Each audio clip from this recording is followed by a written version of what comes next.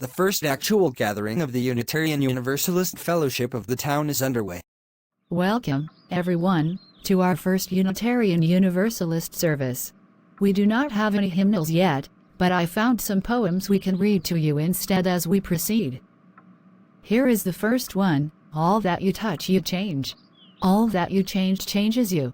The only lasting truth is change. God is change. Octavia Butler, Parable of the Sower. Let us light our chalice now. It's actually a large candle, but it will do until we get an actual chalice later. And here is another poem, written by Molly Brewer. My beloved people, I cannot pretend, and so I will not tell you, that everything is okay right now.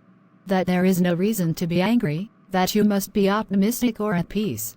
I cannot pretend these things, and so I won't tell them to you. But now our chalice is lit, and so all I ask in this moment is that we remember the words of Rebecca Parker: there is a love.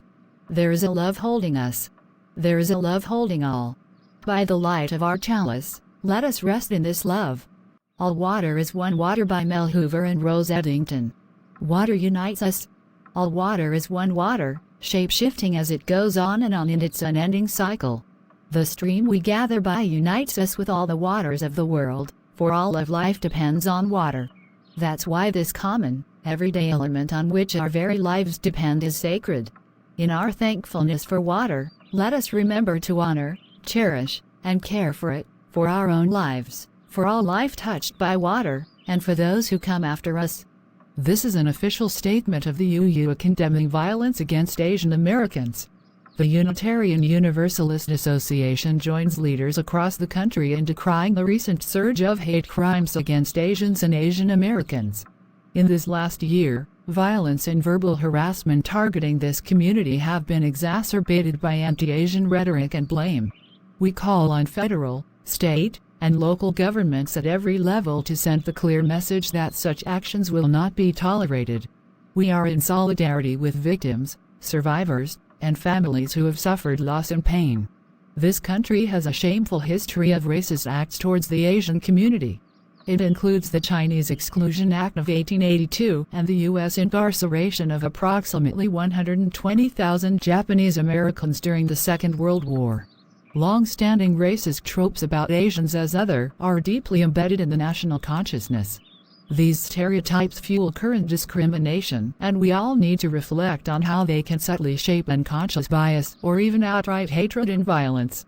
This recent rise in anti-Asian violence has been incited in large measure by the xenophobic rhetoric and misinformation about the coronavirus pandemic that was spread by the previous president.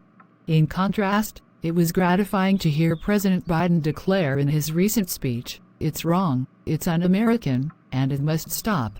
We know these acts of violence are rooted in the same white supremacy and hate that takes the lives of Black, Indigenous, and Latinx people.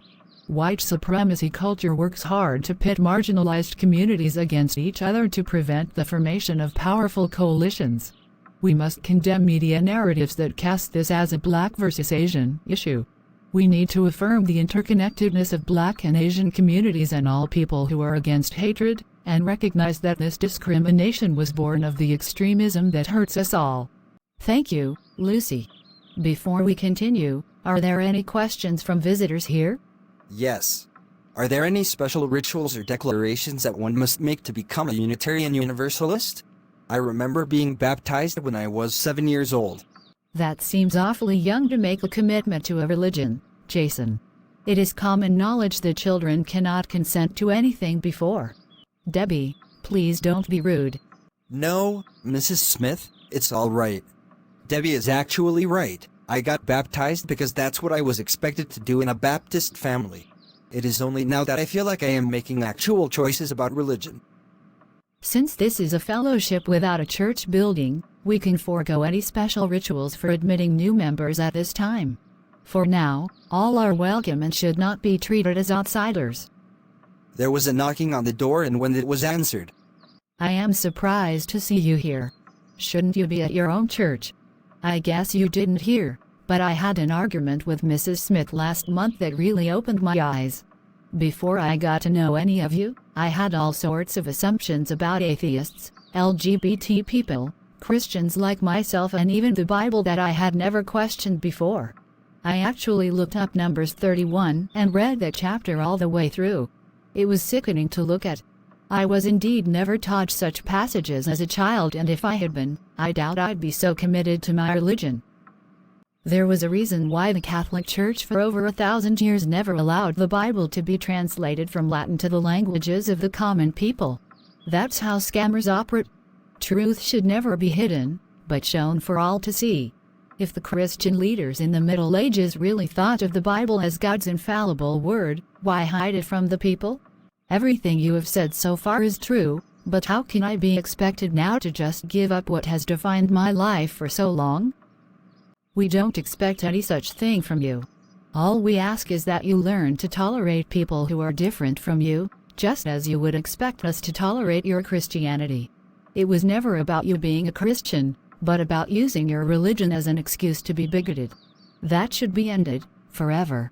And on that note, let us extinguish our chalice and end the service. We can discuss more later over lunch. Debbie, can you recite the closing words? We close with this affirmation of hope by Loretta Williams. We, bearers of the dream, affirm that a new vision of hope is emerging. We pledge to work for that community in which justice will be actively present. We affirm that there is struggle yet ahead. Yet we know that in the struggle is the hope for the future. We affirm that we are co-creators of the future, not passive pawns. And we stand united in affirmation of our hope and vision of a just and inclusive society. We affirm the unity of all persons. We affirm brotherhood and sisterhood that allows us to touch upon each other's humanity. We affirm a unity that opens our eyes, ears, and hearts to see the different but common forms of oppression, suffering, and pain. Yet we are one in the image of God, and we celebrate our hopes for human unity. Within ourselves and within the gathered community, we will discover the strength not to hide in indifference. Affirming that hope, publicly expressed, energizes and enables us to move forward. Together we pledge action to transcend barriers, be they racial, political, economic, social, or religious. We pledge to make our tomorrows become our todays. Thank you so much. I have learned so much this morning. I will definitely be returning for more. Later, during the lunch period. I'd like to make you an offer. If you agree to drop the lawsuit against my school, I promise that in the future I won't discriminate against Carrie or Debbie. I consulted a lawyer and he confirmed that my actions against them were actually improper and thus the school district would lose money. Please allow Carrie to attend the school again. Carrie, what do you think? I think it would be better for you to stay connected with most of your peers. Homeschooling for you is only an option of last resort. I will trust your judgment here. Even if I do face hostility at the school, I can endure it. I told you that running away doesn't help and I meant it. Very well. Miss Jenkins, you have yourself a deal. Keep your word to us and there will be harmony between us from now on. And now the story is complete. We hope you enjoyed it.